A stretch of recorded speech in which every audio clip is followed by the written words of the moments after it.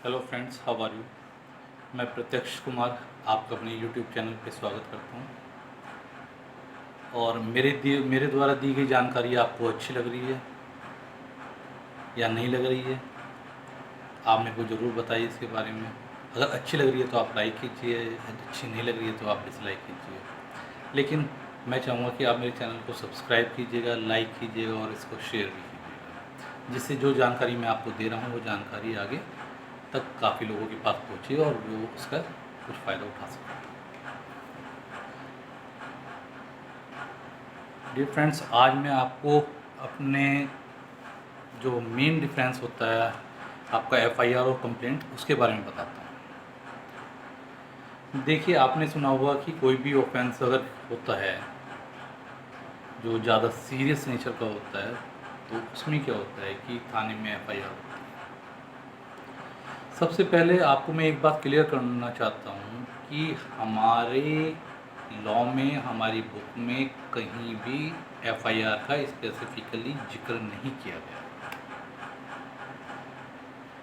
हाँ, under section 154 FIR की procedure के बारे में मेंशन किया गया है कि किस तरह से इंफॉर्मेशन दी जाती है, कैसे उस पर कार्रवाई होती है।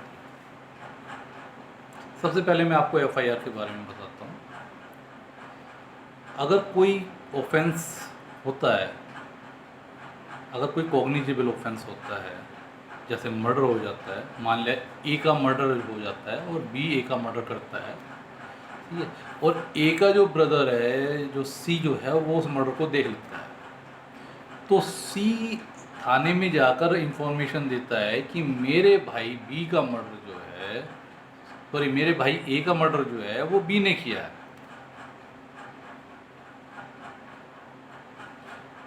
तो उस ग्राउंड पे, उस इंफॉर्मेशन के ग्राउंड पे पुलिस अथॉरिटी जो है, जो भी है कंसर्न थाने में, जो भी आई हो, इन्वेस्टिगेटिंग ऑफिसर होगा उस मैटर का, वो इन्वेस्टिगेटिंग ऑफिसर जो है उस व्यक्ति को जिसके खिलाफ इंफॉर्मेशन है, उस व्यक्ति को विदाउट वारंट अरेस्ट कर सकता है। इसका मतलब ये है कि सबसे पहले तो आप ये क्लियर कर लीजिए कि जो एफआईआर होती है वो सिर्फ कॉग्निजेबल ऑफेंस में होती है,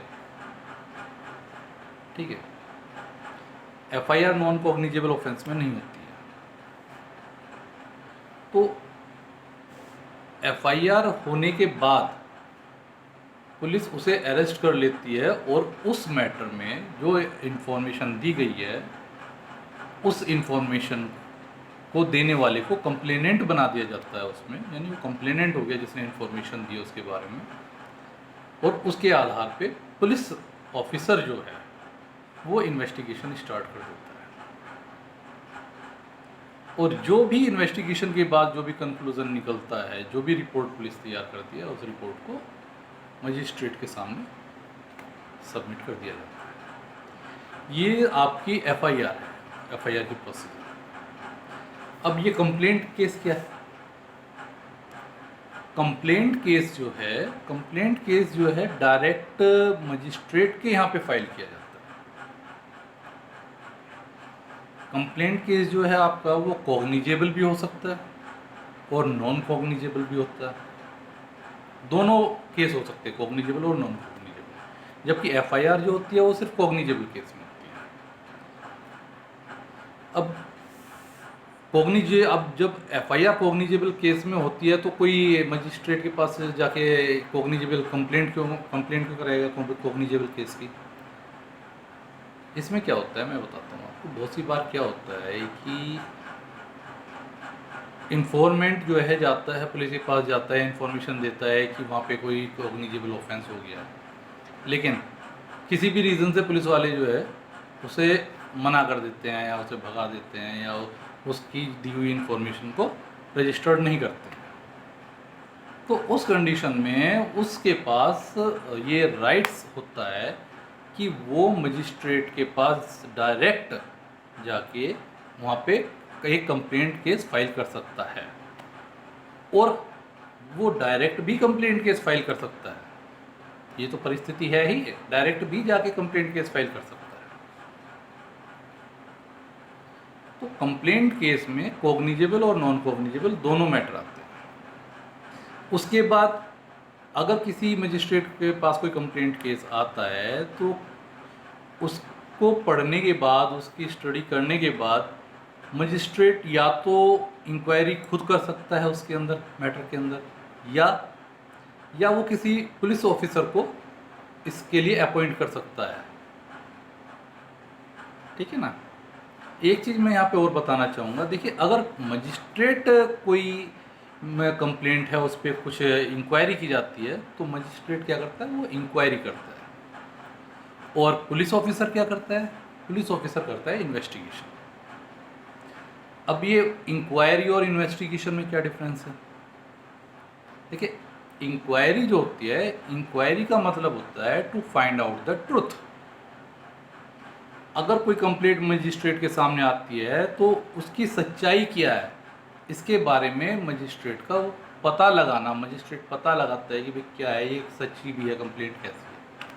ठीक है, तो यानी कि to find out the truth जो है ये इंक्वायरी है, और कलेक्शन ऑफ एविडेंस जो है वो इन्वेस्टिगेशन है।